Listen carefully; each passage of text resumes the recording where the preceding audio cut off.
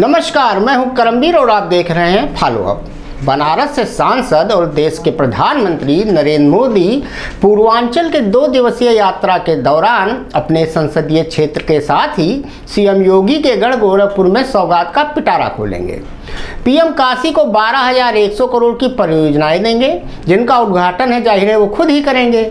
इसमें रेलवे समेत केंद्र सरकार और प्रदेश सरकार की परियोजनाएं भी शामिल हैं। वैसे एक बात तो माननी ही पड़ेगी कि मोदी सर को 2 काम सबसे प्रिय हैं, जिन्हें वो किसी भी हालचाल में छोड़ते बिल्कुल भी नहीं। पहली, मन की बात करना। कभी कभी तो वो ये काम इन एडवांस भी कर देते हैं। जैसे पिछले महीने उन्होंने अपनी अमेरिका यात्रा के दौरान आखिरी इतवार पड़ने के चलते एडवांस में एक संडे पहले ही मन की बात के जरिए अतीत के आपातकाल पर तो खूब बोला, लेकिन मणिपुर का माँ न तब निकला अब तक निकला। वैसे मोदी के मन की बात की एक वजह प्रसिद्ध हास्य कवि संपत सरल जी अक्सर बताते भी हैं। दूसरा, उनका अत्यंत प्रिय काम है हर वंदे भारत ट्रेन को हरी झंडी दिखाना। इसमें किसी भी तरह की कोताही मोदी सर को बर्दाश्त नहीं।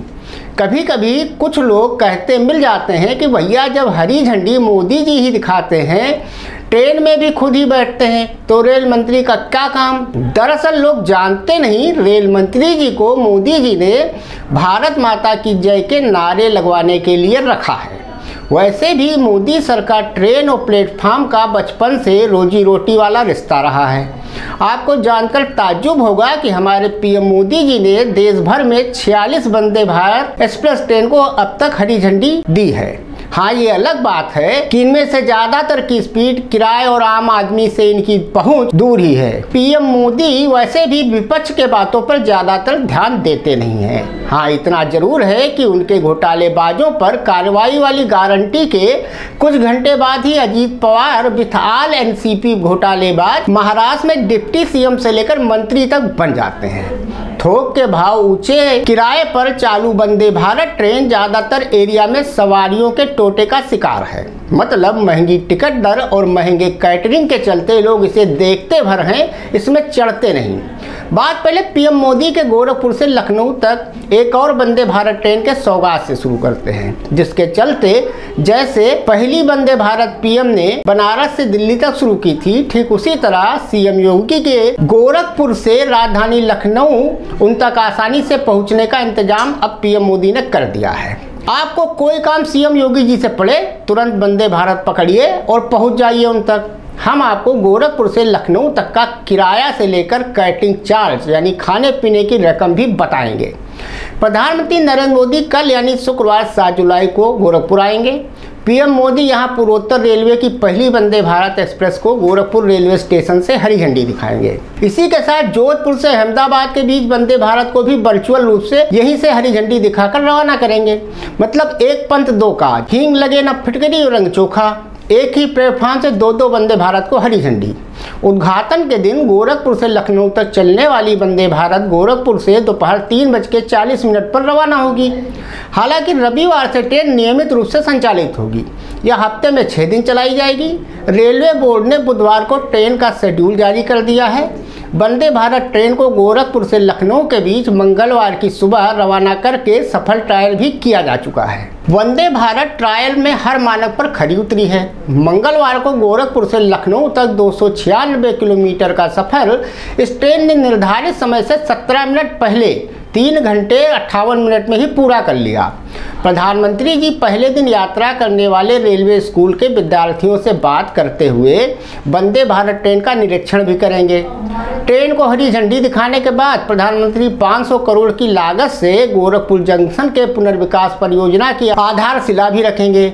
और आप ये भी जान लीजिए वंदे भारत का किराया कितना है गोरखपुर से लखनऊ तक। ये ट्रेन गोरखपुर से चलकर बस्ती अयोध्या रुकते हुए लखनऊ आएगी।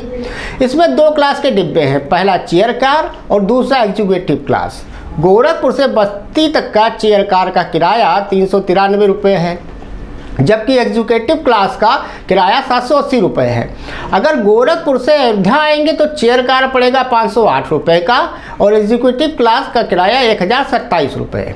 गोरखपुर से लखनऊ अगर आते हैं तो चेयर कार पड़ेगा 727 और एग्जीक्यूटिव क्लास 1476 का पड़ेगा। बात अगर कैटरिंग यानी कि खाने पीने की चीज़ों की करें तो वंदे भारत के दोनों क्लास में इनका दर अलग अलग रूप में चाय 15 रुपये से लेकर नाश्ता डिनर 244 रुपये तक में है। ये तो रही बात पीएम मोदी सर के हरी झंडी प्रोग्राम की। अब आपके पास इतना रुपया हो तो आप जरूर वंदे भारत में बैठ के गोरखपुर से लखनऊ, लखनऊ से गोरखपुर खूब घूमिए और वंदे भारत चिल्लाइए। अब आते हैं वंदे भारत की स्पीड पर। वंदे भारत के स्पीड को लेकर रेल मंत्रालय का दावा तो 160 किमी से 180 किलोमीटर की टॉप स्पीड का किया जाता है, लेकिन क्या वाकई में वंदे भारत ट्रेन देश में उसी स्पीड से चल रही है जिस स्पीड से इसे चलाने का दावा किया जा रहा है? बीते साल एक आरटीआई में हुए खुलासे से तो ऐसा कतई नहीं लग रहा।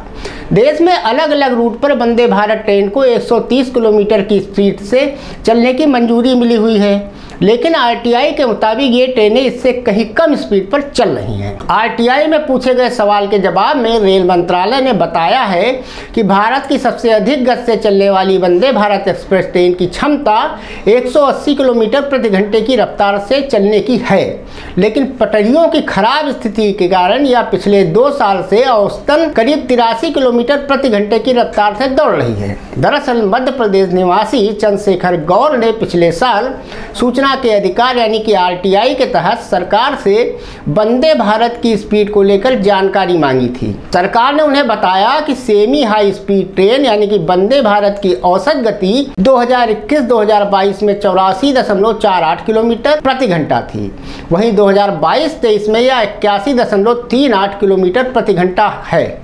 वहीं 2022-23 में भी वंदे भारत ट्रेन इसी स्पीड से 60 पर चल रही थी।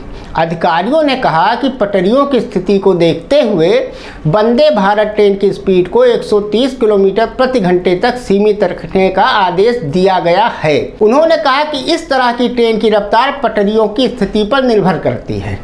अब आप सोचिए कि प्रधानमंत्री दे दनादन वंदे भारत को हरी झंडी दिखा रहे हैं, उनके मंत्री जी वंदे मातरम और भारत माता की जय के नारे लगवा रहे हैं, लेकिन जो मेन समस्या है ट्रेनों को लेकर, उनकी गति को लेकर, वो है पटरियों का रखरखाव।